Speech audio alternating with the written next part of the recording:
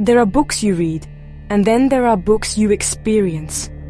My own creation, Tree of Codes, falls firmly into the second category. It is a work that began not with a blank page, but with a finished one, a beloved text that I wanted to engage with on a profoundly physical level. The source of this exploration was Bruno Schulz's The Street of Crocodiles, a book filled with its own magic and dense, beautiful prose. I did not want to simply write about it or be inspired by it in a conventional sense. I wanted to find a new story hidden within its existing words, to excavate a different narrative from its linguistic soil, much like a sculptor finds a figure sleeping within a block of stone. It was an act of reading that became an act of writing. The process was one of subtraction, not addition. I took Schulz's masterpiece and began to cut away, word by word, line by line, using a die-cutting process to physically remove parts of the text. The goal was to leave behind a delicate filigree of words that would form a new, independent story. This wasn't about destroying Schulz's work, but about honoring it in an unusual way, creating a dialogue between his original sentences and the new ones that emerged from their shadows. This method transforms the book from a simple container of text into a complex, tangible object, where the absence of words becomes as meaningful as their presence, and the space left behind speaks volumes. This approach was born from a desire to make the act of reading a more tactile and conscious endeavor. In our digital age, words often feel weightless, floating on screens without physical form. I wanted to create a book that pushed back, a book that asserted its own physical reality. Tree of Codes demands that you are aware of its construction, of its very pages and the intricate patterns carved into them. It is a book that wears its history on its sleeve, or rather, through its pages. The ghost of the Street of Crocodiles haunts every line, making the reading experience a layered one, where you are simultaneously consuming a new story while being aware of the older one from which it was born. The very concept challenges our traditional understanding of what a book is or can be. Is an author someone who only creates from scratch? Or can an author also be a curator, an editor, a carver of existing language? I believe that creativity can be found in the reinterpretation and recontextualization of what already exists. By cutting into Schulz's text, I was not erasing it, but rather creating a new lens through which to view it. The resulting narrative is fragmented, poetic, and elusive, a story whispered through the gaps of another. It's an experiment in narrative form, a testament to the idea that stories can be found in the most unexpected of places, even within the very fabric of other stories. Reading Tree of Codes is unlike reading any other book. From the moment you open its cover, you are confronted with its unique architecture. Each page is a delicate web of words, perforated with holes that reveal fragments of text from the pages that lie beneath and those that lie above. This physical structure fundamentally changes the act of reading. You are not just moving your eyes from left to right across a flat surface, you are peering through layers of language.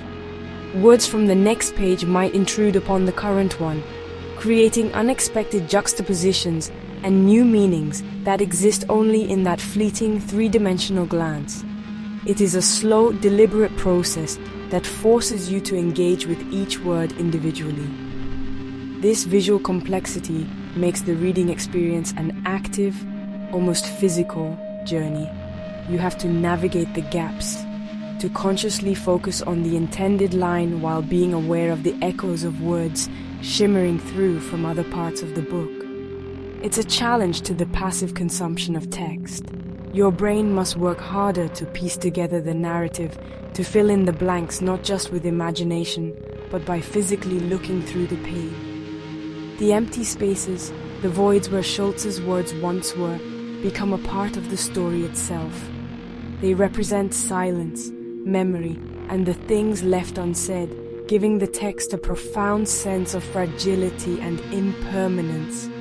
The book forces you to slow down, In a world where we are encouraged to consume information as quickly as possible, Tree of Codes is an act of resistance. You cannot skim it. You cannot rush it.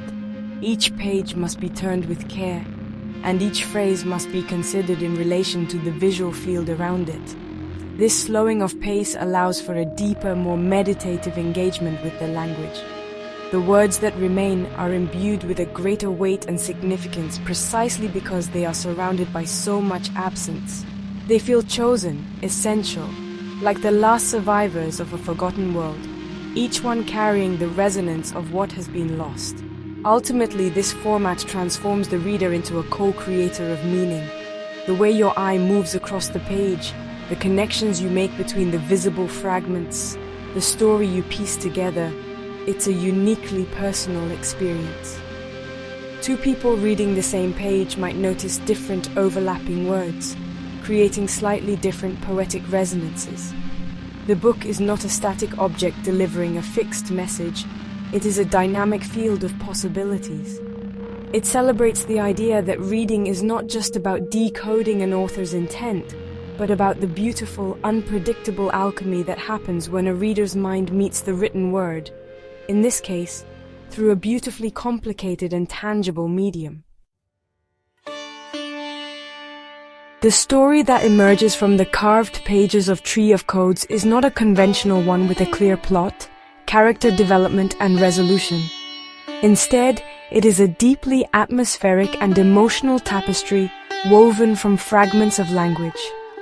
The narrative is elusive, dreamlike, and profoundly concerned with the inner landscapes of memory, loss, and longing.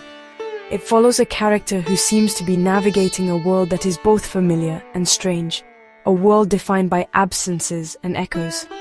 The story is felt more than it is understood, relying on poetic imagery and emotional resonance to guide the reader through its ephemeral world. Much like piecing together the fragmented recollections of a dream upon waking, the central themes are communicated through the very structure of the book. The act of cutting away words mirrors the way memory itself works. We do not remember our past in complete, solid blocks of narrative. Instead, our memories are fragmented, with certain details standing out in sharp relief, while others fade into an indistinct background. We remember moments, feelings, and images, but the connective tissue is often lost. Tree of Codes embodies this process. The words that remain are the vivid flashes of memory, while the gaping holes represent all that has been forgotten, eroded by time, or left unsaid. It is a story about the ghosts that haunt us. This focus on feeling overplot makes for an intensely personal reading experience. The sparse lyrical prose invites introspection.